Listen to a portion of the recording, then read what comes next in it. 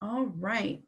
So we've got the recording on. It's about 2 o'clock, and we'll give people just a minute or two more to get logged in. But real quick, I wanted to thank everyone for joining us. On Zoom, it says I'm under Cassie Clemens, who is the owner of Roundabout. My name is Julie, however, and I'm the events manager at Roundabout Books. So if you've been able to come into a live event in the last year, you've probably seen me. So hello again. We're so grateful to be able to do these virtual events right now with everything that's going on, and so grateful for everyone taking the time to log on to Zoom and talk with Lauren Kessler today.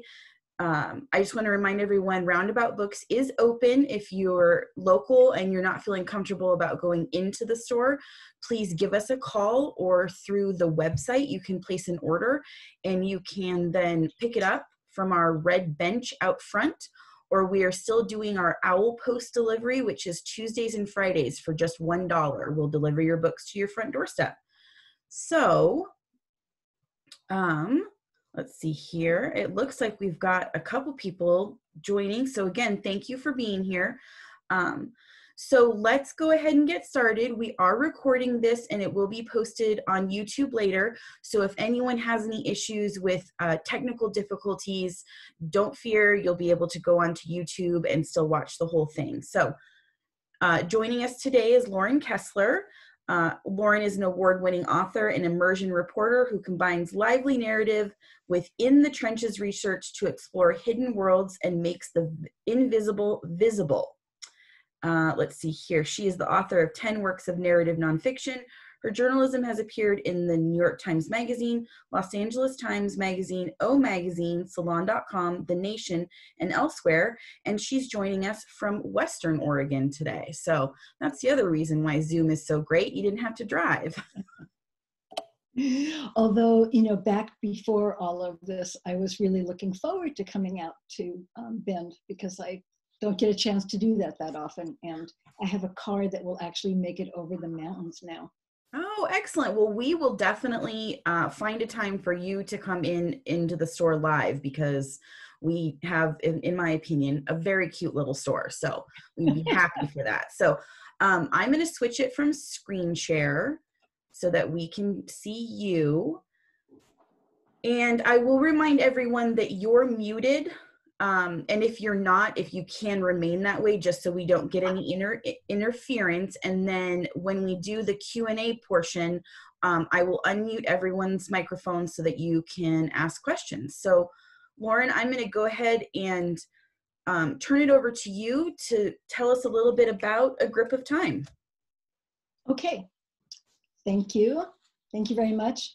Hi, Beth. I see you. It is, I've done now, like everybody else in the world, a whole bunch of Zoom things in the last 3 months, but I have actually never delivered an author presentation by Zoom. So this will be interesting. Thank you for tuning in. And those of you that are not here but are now listening to it or watching by the recording, thank you for your interest. So A Grip of Time is a book that I wrote last year based on about 3 years of spending time with men at Oregon State Penitentiary, which is our state's only maximum security prison. These men were lifers, meaning they had life sentences, and you generally don't get a life sentence for for a light crime. It is possible to do a kind of a 3 strikes and you're out, so that the last crime is actually not as horrific as you would think. But all of the men that I had in my writers group had committed murder, and that's why they were sentenced. So there are this wonderful journalism and work being done, and activist work being done, and books being written about people who are wrongly accused and getting them released. And I'm very glad that work is is going on, and I'm glad for Just Mercy, and I'm glad for the Innocence Project. But I also want to say that it is easier on our souls to feel compassion for people who've been imprisoned wrongly. And it is not very easy to feel any compassion for people who did bad things, and they are guilty, and they're serving time. And those are the people that I worked with. So I wanted them to teach me, basically. I taught them writing, and the deal was I would come in and teach them how to write using their own lives. It was nonfiction writing, which is what I do. And they would teach me, both by their writing and by our conversation, what it was like to spend pretty much your entire life behind bars. What did that life mean? I think that we might think we know because of Hollywood movies, because of Orange is the New Black. There's a real danger, as we are finding out right now, thinking you know something and then not asking the right questions or not shutting up to listen so that you might hear from those people who actually know. So that was my idea. And I wrote the book.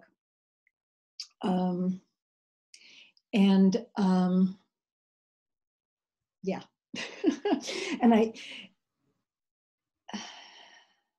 And it really tested me in terms of actually what I was just saying before. I mean, it tested my ideas of forgiveness. Is it possible to forgive somebody who did something really bad, who is remorseful, who maybe did that bad thing 30 years ago and has been working on themselves for those 30 years to try and be a worthwhile person? And if we can forgive, then maybe people shouldn't spend their entire lives and die in prison. I don't know. I mean, I still don't know. But I thought it was worth thinking about. So when I was thinking about doing this, obviously the thing that normally a writer would do would be to read passages from the book that I hope you are going to read or have read, but I'm not going to do that. So, bad look on the part of Julie. I mean, I promise I am going to read something.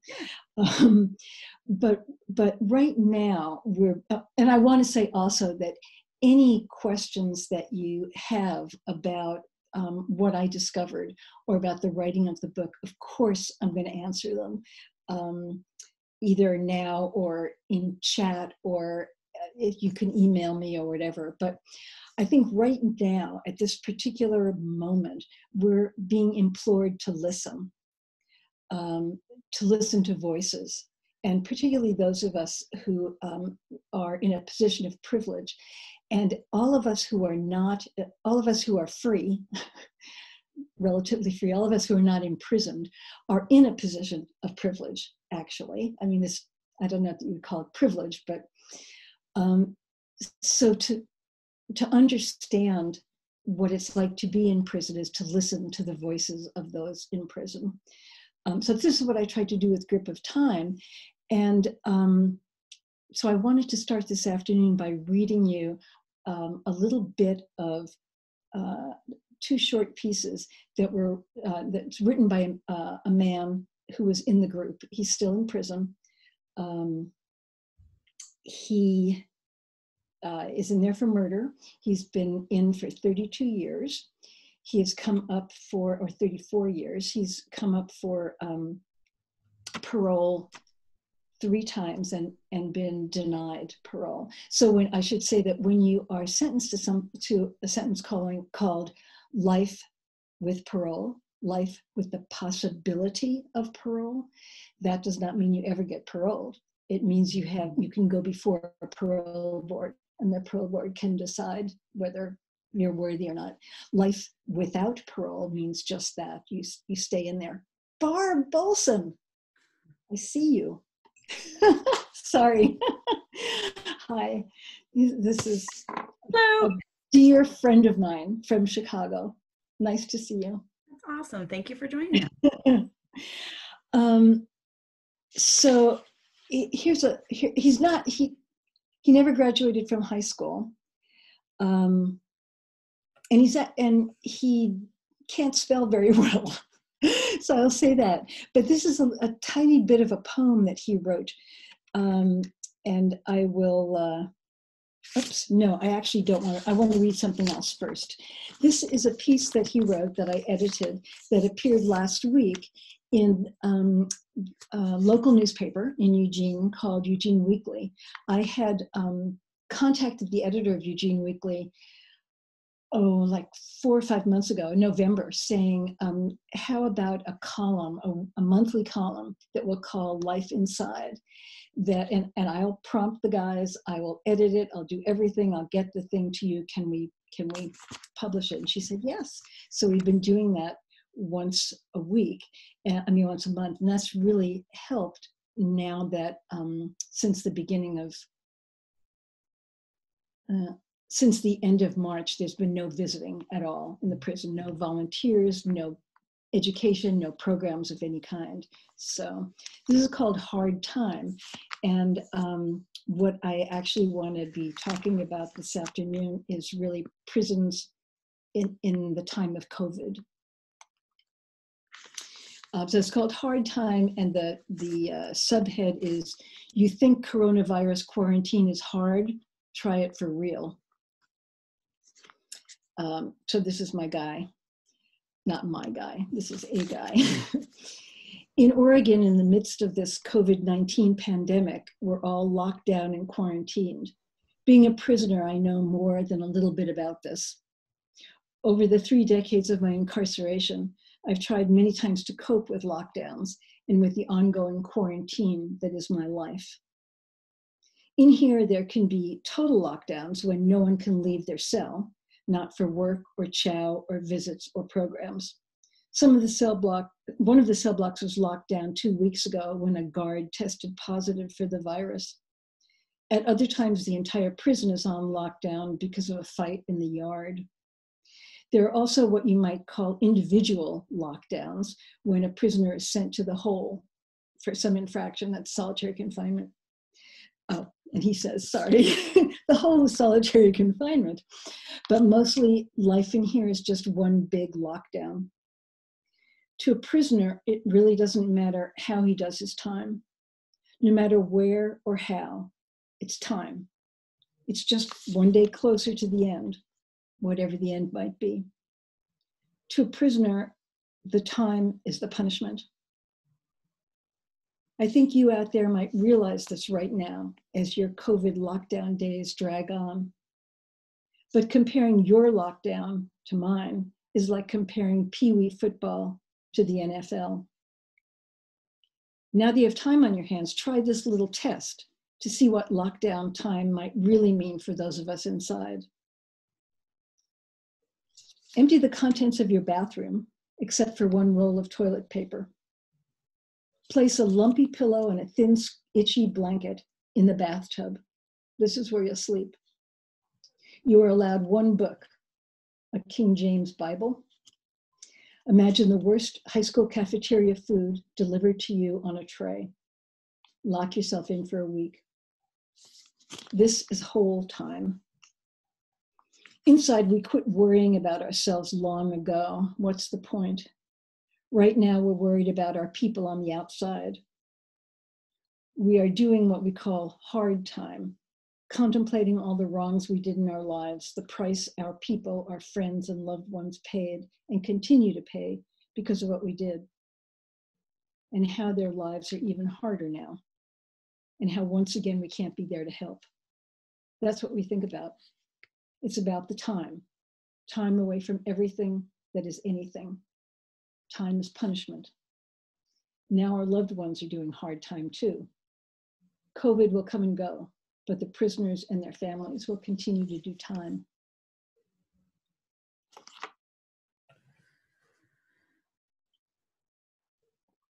that same guy also sent me this piece of a poem that I used in a blog that I wrote. So I write a weekly blog on Wednesday, and it's Lauren Chronicles, my first name Chronicles, in case you're interested. And a couple of weeks ago, I started with his poem, and it reads this way. I've got another person in my cell. He says things to me I shouldn't tell. Sometimes it's hard to breathe the air. I wish we had a window we could share. Coronavirus is the scare. Let us out if you care. And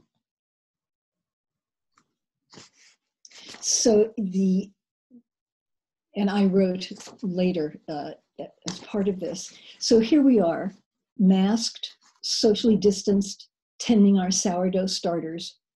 We're tracking the numbers, tested, infected, dead. We're tracking the phased opening up policies of our states. When can we get our teeth cleaned, our hair cut? Is the gym opened? Meanwhile, in an alternative universe, 2.3 million people whose everyday lives are all about quarantine are serving time in jails and prisons and getting sick.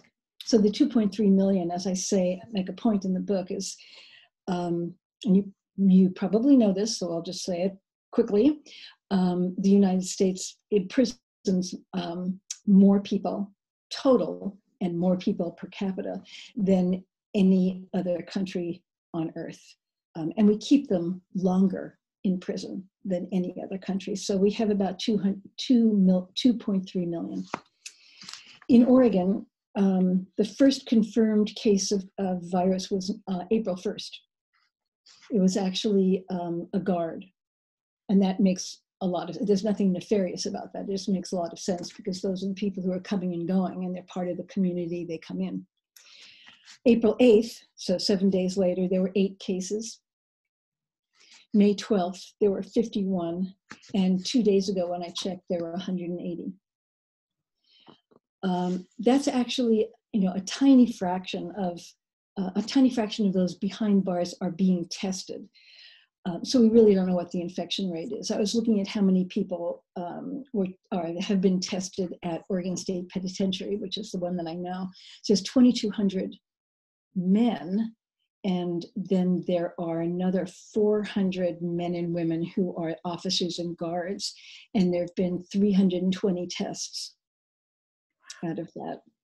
And what I assume is that they're testing people who present sick, which of course they should, but as we now know, the virus is spread quite effectively by people who are asymptomatic.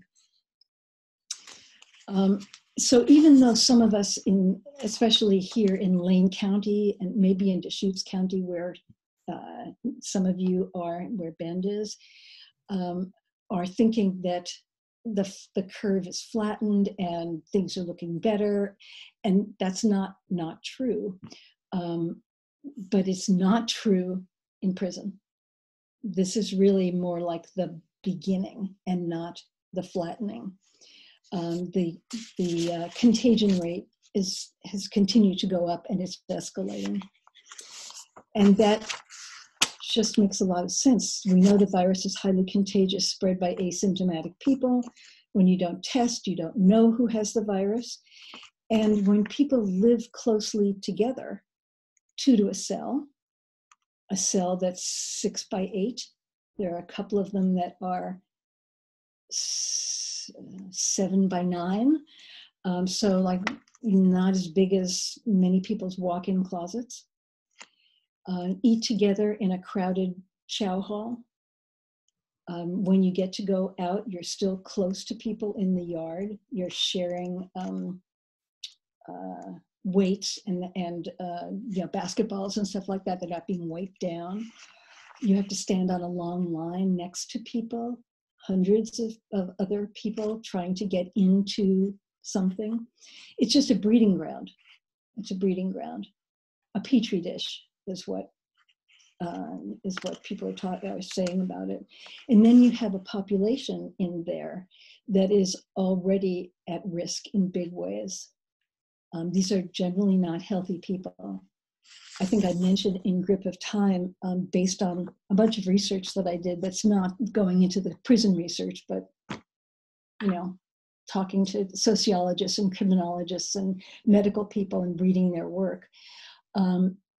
People in prison, men and women, age about 15 years faster than those of us out here. They probably came in with terrible healthcare or no healthcare. They may have come in with years, decades of drug addiction, maybe living on the streets. They're not healthy people to begin with.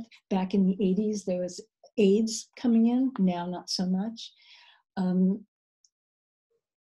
There's the chronic illnesses that are part of the free world, and that's what they call it, so I'm going to call it, like heart disease and diabetes, happen in prison with people in their 50s, not people in their 60s and 70s and 80s. So it's a very vulnerable population, as vulnerable in its own way as people living as the frail elderly, living in, rest homes and that kind of stuff. So if there's a good thing about all of this, it's how much attention is being paid, at least at this moment. I shouldn't say not at this particular moment, because all of a sudden the conversation is not about COVID, it's about institutionalized racism. And so we have these two really huge, important things that we need to be talking about, thinking about, listening to. But I would say just until last week, there were all kinds of stories highlighting prison conditions, highlighting how many people could be released who are of no danger whatsoever. Maybe they're a month away from their actual release date. Maybe they were in there for a non-violent crime. We're not talking about releasing rapists and arsonists and murderers. We're talking about releasing other people. And if they were released, what would that do, prison by prison, to help with the overcrowding? And how would that impact the spread of the disease? So that's not happening. There are no releases like that, or very few releases. But I start to say that there's good news here. The good news is that at least in my 5 years of paying attention to this, I have never seen so much decent media coverage of incarcerated life and reforms that need to happen. So if we can remember that when various crises, the disease crisis and the racism crisis is not going to disappear with a vaccine the way COVID will. But if we can remember these lessons, they're very hard lessons to learn, then the disease will have done something positive for prison reform. So, yeah, go ahead. Lauren, what's your thought? I know it might be, well, I just don't know enough about Oregon State Penitentiary besides driving past it. Some of the systemic racism that people are talking about is that there are more people of color who are incarcerated, and for smaller crimes sometimes. Just in your experience, did you kind of notice that with Oregon State Penitentiary? So there, in terms of a percentage of African Americans versus Caucasian Americans, okay, there's a much higher percentage of African American men incarcerated. Mm-hmm. In terms of pure numbers, there are many, many more white people in prison than Black people in prison. Okay. So there's that. So especially in a pretty white state like Oregon, when you go into a penitentiary like Oregon State Pen, and you see, say, like a quarter or a third of the faces are African American or Latin faces, brown or black faces, and you know that the percentage in the state is nothing like that. Right. Yeah, yes. So, and I'm actually thinking about that really seriously right now. I'm writing another book, and I'm going to give you a little preview of it, which is also about prison. And I was thinking about, and it's about what happens when you get out. Okay. And there's a man who's still in and a man who got out. There's 6 characters, but I'm just talking about 2 of them. Both of them committed murder. Both of the murders were not, well, I mean, you don't get a life in prison because you got in a bar fight and you threw a bad punch and somebody hit their head. So these were not good murders. One of them was a juvenile when he committed the crime, 16. So there's a sense, certainly now, not when he was sentenced, that we know much more about the teen brain than we did then. And we know that part of the brain, the prefrontal cortex, that kind of tells us not to do stuff, that is sort of that's not fully developed. So there would be a reason to sentence that person perhaps to something a little bit less harsh than the other man who's been out for about a year. So the man inside is black, the man outside is white. The white man committed a double murder and got parole. And the reason he got parole, I don't think, was racially based. Like they looked at him and they said, oh, good, a white guy, he's not going to do bad things. The reason was the initial sentence. It's how a sentence is written. And I didn't know any of this. Most of us don't know. Do you get, is it aggravated murder or murder? If you murder 2 people, is it in one instance, is it 2 crimes? Do you get back-to-back sentences? I mean, it's all kinds of nuances like this. And the black man was sentenced in a way, even though he doesn't have life without the possibility of parole, doesn't have that. He'll never get out because of the way his sentence was structured. The white man, his sentence was structured in a certain way that he became eligible for parole. So it's just interesting to think about the levels of potential racial disparity in who gets arrested and for what kind of crime, in how long the sentence is, but also just how the sentence is structured. Yeah. Wow. Are you doing, so you can't go in right now. Have you ever thought of doing a program like this, or is there something similar, say, for the women's facility that's outside of, is it Wilsonville? Does that Coffee? Yeah, Coffee Creek. Yeah. Yeah. So that's the only women's prison. Right. And I visited there actually several times before I began volunteering at Oregon State Penitentiary. Everything was locked down, so you can't get in anywhere. And they were less, I actually wanted to do this program there. And it was, I met with more resistance. Really? You meet with resistance anyway, right, from right. the staff, so there's that. But, the women have to be so tough to make it in there. And the privilege of being male means that some of those guys can be vulnerable. I mean, in front of me, not in front of other male prisoners.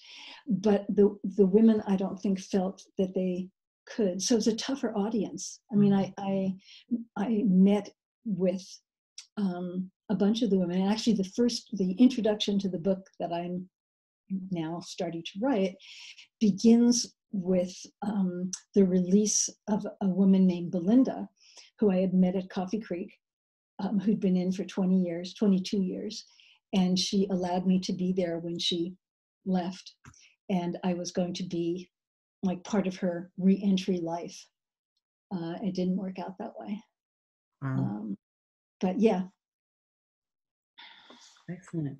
Well, I think we should go ahead and open it up to some questions from our attendees. So I'm actually going to, let's see here. I know there's unmute people. Also, if you want to, you can put in the chat that you have a question, or here, let me make my thing bigger. You can raise your hand, something, and then I can individually unmute people as well. So. Also, I want to say that, yes, I want to hear, and if you don't have a question, but just a comment, that's good too. I don't have to make a comment back. If we do have time, there's a little bit that I would like to read about the opening of this new book, which is about, I will just say, of the 2.3 million people behind bars, that's a number that is gasp. It makes you gasp. But here's another number that might make you gasp. 95% of everyone who goes to jail or prison gets out at some time. Wow. Yeah. So that means that the life they're living, how they're learning to be how they're learning to be adults, especially the ones who've been through the juvenile system and go all the way up as adults, how the men are learning to be men, how the women are learning what they need to do to stay alive. They take that outside, and then they try to be members of our community, and nobody wants to go back to prison, you know. So I'm really, really interested in that path and the obstacles in there and the successes and what it takes. So that's what the new book is about. But anyway, go ahead. Yeah, so it looks like we've got a raised hand from Laura. So Laura, real quick, I'm going to unmute you. So go ahead and ask your question. Thanks very much. Thank you, Lauren. I'm looking forward to reading the book. This dynamic of no effort to release people early as a way to de-densify Oregon prisons. I have friends who are attorneys in other states where this is going on, and I was interested to learn that in some of those states, they were not necessarily what I would call sort of classic liberal states, but they were still making those efforts. Why do you think it's not happening in Oregon? And what does that say about the larger dynamic of Oregon's ability to pay attention to these challenges that contribute to the syndrome of incarceration? Great questions. I will say that several groups filed a lawsuit against the Department of Corrections and our governor to try and force the issue of early release for some prisoners, and that lawsuit is pending. The insight that I have from the people involved in that is, you know how absolutely everything now is political? You know, wearing a mask is political. Yeah. I mean, you know, stuff that is not political is political. Yeah. So the disease is political, and letting somebody out who's not a danger, who's served almost all of their time or whatever, has become political. And we have a way of understanding this is that the release was made into a political issue immediately, and not a health and you know, public health issue, not a medical issue. And the governor is a Democrat. And I wouldn't necessarily call her a super liberal Democrat, but you know, I think she's pretty much of a mainstream Democrat. And she was concerned that if she did this, she would be then labeled as really far left, that this is a very liberal, progressive thing to do and not a human, medically sound thing to do. So I think that's why she didn't jump in, maybe. I was going to ask if it's okay, a question that I think maybe touches on the same issue, but this incredibly low rate of testing, I'm guessing that when they report testing, how many tests they've done at the prison, do they report it separately by inmate and correctional officer, or do they lump it all together? Because I'm wondering whether they test just staff and not prisoners. No, you can read no, they do, they are testing prisoners, and they are testing staff. And, you know, I'm not, in answer to your question, I was just looking at this yesterday when I was putting some things together, and I'm not sure that so the answer is the positives are broken out, staff versus inmate. But the total number of tests, I don't know if they're broken out. Yeah. But the numbers, some of the numbers are reported separately. Yeah. Right. But because that speaks to, you know, there's this big push to make sure that we test everybody in care homes and everybody in veterans homes. Yeah. But not the same push to because I'm assuming because we allow ourselves to think that while they're inside and maybe when they're released, inmates aren't really full people. So yeah, I mean, they're in there because they deserve it, right? And so too bad if life is tough for them. You know, they shouldn't have robbed the store. They shouldn't have, I mean, that's I think the attitude, and anything that is an act of human kindness is an act of I don't know, far left liberal excuse.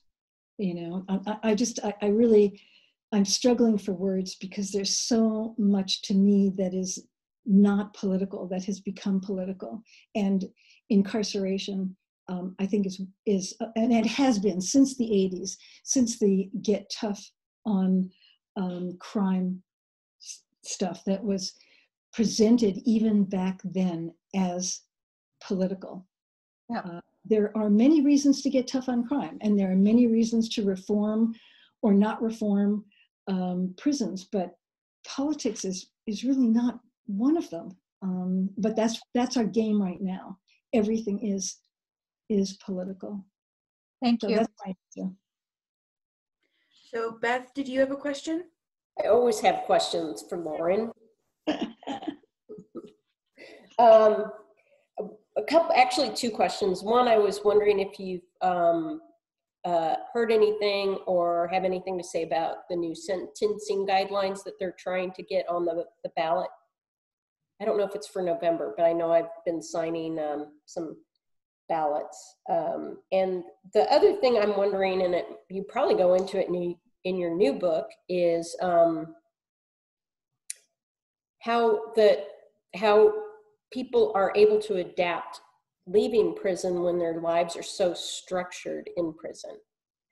And lastly, I love the books. Thank you. So the second question is easier for me to answer because you know, I don't know if this is on the ballot in November. I think it might be. There are, it's also to me a little bit confusing because I'm trying to track 3 or 4 different things. Some of them are Senate bills and would not go to the public, and some of them are referenda and would go to the public. So I'm not exactly sure which one is on the ballot, but there are at least 3 attempts to, especially with youth, especially with sentencing youth, that something might happen with. So do you know specifically which one is going out to the rest of us to vote on? I don't know the number, but this one had to do specifically with, I think, mostly drug sentencing, and I think it was going to take some of the lottery dollars and apply it to treatment, because there's a lack of treatment in the system right now, which I notice in my CASA cases quite a bit. Yeah, boy. And lack would be sort of a euphemistic word for zero. The only treatment that I ever saw is lovely volunteers coming into the prison who are part of Alcoholics Anonymous or Narcotics Anonymous, and they come in and run groups the way groups would be run, but dealing with the trauma and abuse that might have led to addiction, maybe even actually prescribing drugs that might help people get over the hump. That doesn't happen at all. So to your other question, which is right that I'm in the heart of,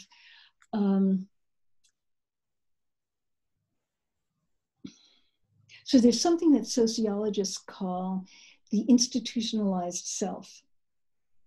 And it can happen in many kinds of institutional settings, but we're just talking about prison here.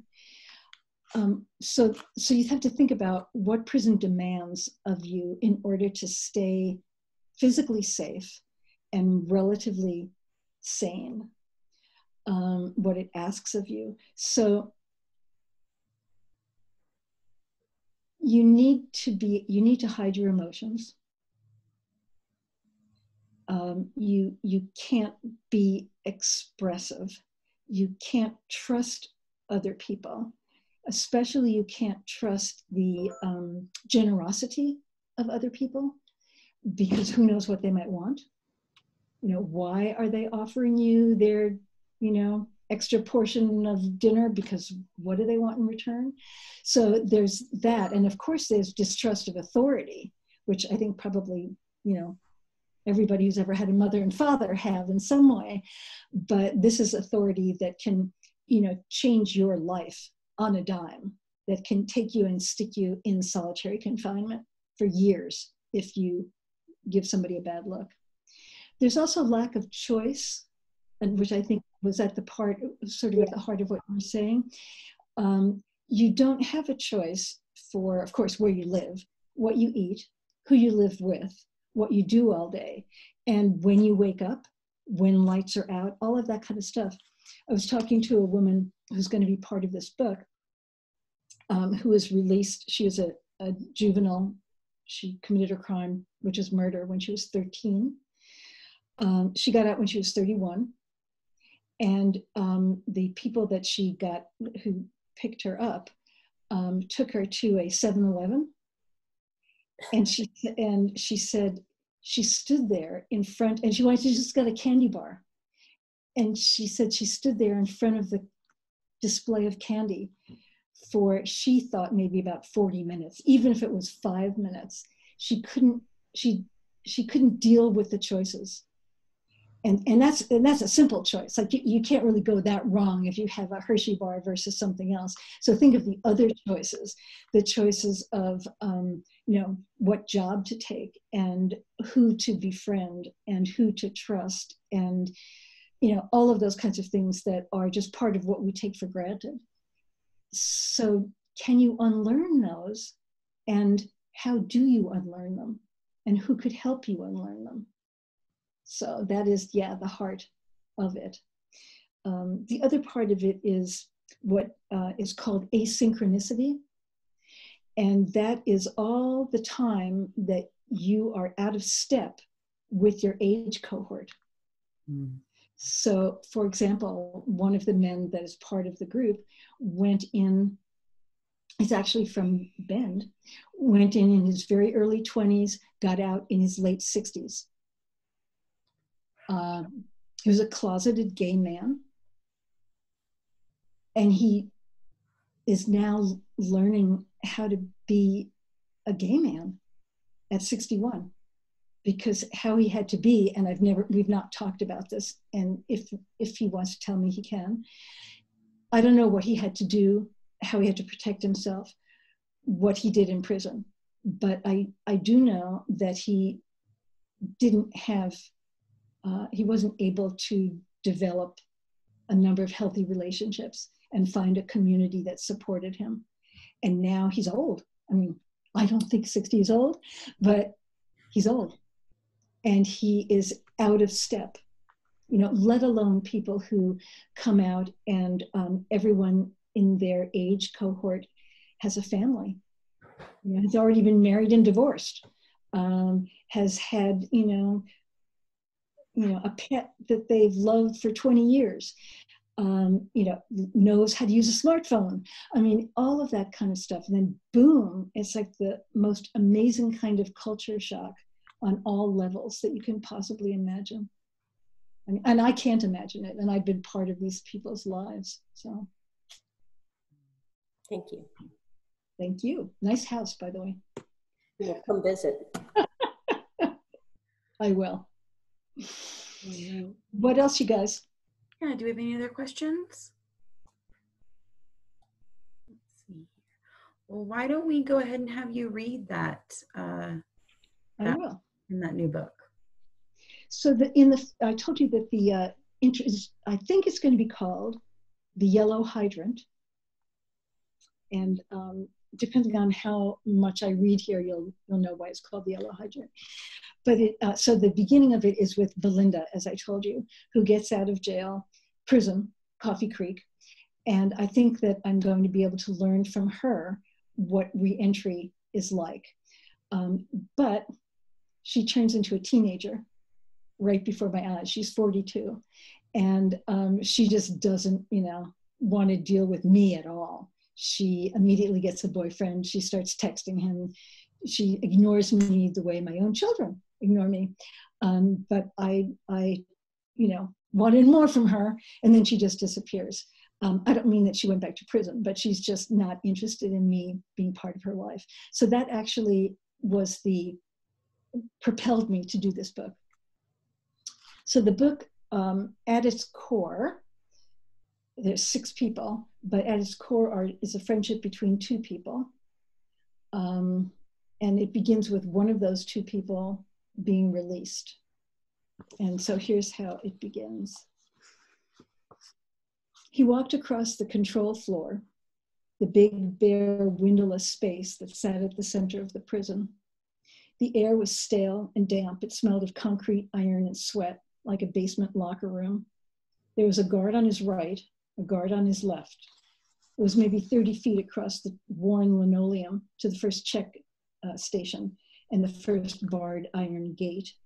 The guard sitting in the little room behind the bulletproof glass studied the screen in front of him, pressed a button, and the gate inched across steel tracks to open a doorway to a long corridor. This was an old prison, the oldest in the state. The gates were old. They creaked and clanged. The cell blocks, there were 4 of them, were old. They were Sing Sing style, cages within cages that looked like the setting of every grim prison movie ever made. Parallel rows of barred cells, 40 cells long, 5 tiers high, narrow metal walkways, nothing but concrete and steel. He'd lived in this place for 19 years. He was 37. Today he was getting out. When the gate finally opened, he walked down a long, narrow corridor, careful to keep close to the right side wall so the cameras could see him. At the end of the corridor was another gate. He stood there waiting for another guard who was sitting invisible in another little room behind bulletproof glass. The guard looked at his screen and pressed a button. The second iron gate inched open. Now he stood in a small room waiting for the same guard to open the third and final gate. He was a man who had taken care of himself during his long years inside, not just this almost 2 decades stretch in a maximum security penitentiary, but the 2.5 years before that when he was confined at a youth detention facility. He was strong and athletic looking, but without that aggressive, pectoral, amped, pumped iron in the yard for years physique. His head was shaved, but the tough look was softened by his rectangular glasses, which made him look both studious and smart, which he was. He had strong cheekbones, a square jaw, and when he let it happen, a wide smile. Today, a midsummer's day, he was dressed in a spotless white t-shirt and baggy black gym shorts. It was the first time in 19 years that he didn't have to wear prison blues. He stood shoulders back, head up, facing that last gate that separated him from the life he would try to live as a free man. His name was Arnaldo Reyes. Arnaldo was about to become one of the 600,000 men and women released from US state and federal penitentiaries each year. Like 95% of the people who spend time behind bars, he was poised to re-enter the community. Like the most fortunate of those released, he was poised to re-enter the circle of his family. They were waiting for him on the other side of that third gate. It inched opened. He walked up a short ramp through one doorway and then another, this last one bracketed with metal detectors. And then he was out in the visitor's waiting room, leaning over to hug his mother. The top of her head rested under his chin, and she couldn't stop crying. He hugged his older brother. Then he got down on one knee to embrace first one and then the other of his two young nieces. He might have felt the tears coming, but he held his emotion in check. That's what you learn to do in prison. Still, he wanted to be swept up by the moment. He wanted it to last, but he had something to do, a promise to keep before he could say goodbye to his incarcerated life. He forced himself to break off the reunion. He would have time for his family later. He headed out the front entrance of the prison, down the worn concrete steps, past the sentry tower, and out on the streets, out to the street, rather. So I'll read this one last, let's see how we're doing. Yeah, I'll just read this one last thing so you know where he's going. On State Street, a few yards from the driveway that curved into the prison's 10-acre compound, sat a municipal fire hydrant. The city of Salem, Oregon's sleepy capital and home to 4 of its 14 prisons, a youth correction facility and a county jail, had years ago mounted a community volunteer project to paint all of its hydrants a bright canary yellow. Several years ago, when they were first becoming friends, Sterling, who was introduced, had pointed out the hydrant to Arnaldo. Sterling was a lifer who'd been inside since he was 16. Long before, he couldn't remember just how long ago, he'd noticed the hydrant when he was standing at one of the barred windows on the 4th floor of the prison, the floor that housed the chapel, its library, and its meeting rooms. From there, you could see over the 25-foot perimeter wall, across a swath of weedy grass, across a small creek, and another patch of grass to the main road. And there's where the hydrant was. During the long gray rainy season that was Western Oregon for 5 or 6 months of the year, the hydrant was a spot of color. It was a long way off. You had to squint to see it. But once you saw it, your eyes were drawn to it every time. At least Sterling's were, and then later Arnaldo's. So the two of them meet in prison. They were, one is African-American and one is a Mexican-American.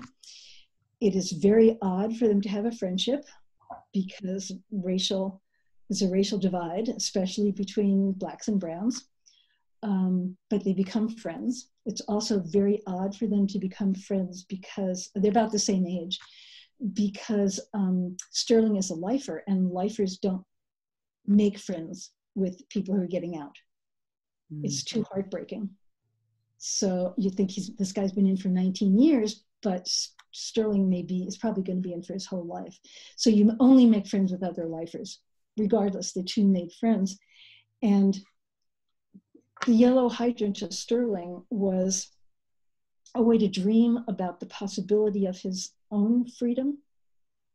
He's in the middle of the most complicated case ever to go through the courts in probably any state, but certainly in the state of Oregon. Maybe he'll get out, I don't know. But he could dream about that, looking at the yellow hydrant. And it was also just a symbol of freedom, not necessarily his freedom, but anybody's freedom. So he asked Arnaldo, he said that when you get out, go to the yellow hydrant and touch it for me. So Arnaldo comes out, and this chapter continues, and you get to know both of them and how they interacted. And Arnaldo touches the hydrant, and I've been right there looking up at the prison, and you can barely, it's far away. And on the 4th floor windows where Arnaldo saw the hydrant in the first place, are darkened. So it's a morning, and he's touching the hydrant, and he's looking up, and it's dark, and the windows are dark. And he thinks, well, I touched the hydrant at least, and I'll write to Sterling later and tell him. And then he sees a flash of white up in one of the windows, and it's Sterling holding a white piece of paper going like that in the window, showing that he was there. So that sort of begins that tension between freedom and incarceration, and the path that Arnaldo takes, and that Sterling wants to take. So the yellow hydrant. Maybe it will maybe it will have that name, or maybe it won't. But that's the one. Yeah, keep us posted on when that's due to come out, and then we'll have you down to the store again. Yeah, well, I have to write it first, so Yes. there's that. And then then it will come out, and then I'll come out there. Yes, I promise. Great. Well, again, I want to thank everyone for joining us today. As always, we love the support that our shoppers, our community give to Roundabout and to the authors that we bring in. It just warms our little hearts to see everybody, involved in what we're trying to do too. So again, thank you so much, Lauren. Best of luck with writing the new one. And if anyone does need to pick up a copy of Grip of Time, please come by the bookstore or give us a call. The phone number is 541-306-6564. Our website is roundaboutbookshop.com. And I wanted to let everybody know too, if you want to read more of Lauren's writing, check out Eugene Weekly, or her website, laurenkessler.com or laurenchronicles.com. And I'll put all of that in the notes of the YouTube posting too. So, yeah, this was great. Thank you so much. You're very welcome. And when you put the YouTube thing, could you fix me up a little bit? Oh, yes, I will. We'll work on some Photoshop. There are ways you can do that right here, So anyway, thank you all for taking this time from your days and for listening. And it's so nice to see you guys, especially the two of you that I really know. Thank you, Beth, I see. And thanks a lot to Roundabout bookstores, especially the independents, but bookstores of all kinds are the heart of, learning. Yeah, absolutely. I think they're more the heart of learning than universities are, for sure. Speaking as somebody who spent a lot of time in universities. So thank you. And take care, everyone. Yeah, have a great Thank you. And bye.